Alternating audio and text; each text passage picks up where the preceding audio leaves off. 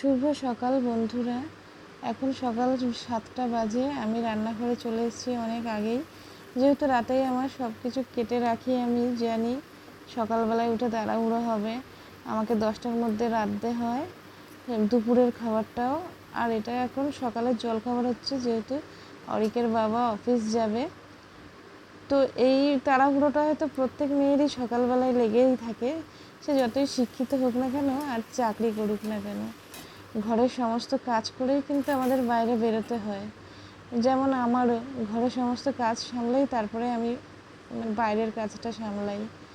তো আমার আটা মাখা হয়ে গেছে, রুটিটা হয়ে গেলেই আমি ওকে খেতে দিয়ে দেবো। ডালও হয়ে গেছে, আলু ভাজাও হয়ে গেছে। তো যেটা বলছিলাম, প্রত্যেক মেয়ের জীবনের গল্প একই, এই সকালে ওঠো, রান্নাবান্না করো।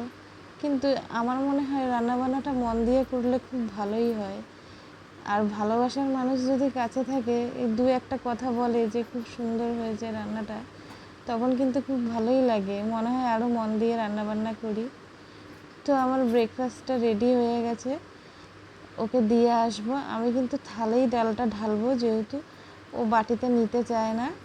আপনারা কেমন কী নেবেন আমি জানি না, দেখতে হয়তো বাজে লাগছে, কিন্তু ও রুটিটা যাতে ভেজে সেহেতু থালেই দিতে বলে, তাহলে তাড়াতাড়ি অফিস যেতে পারবে।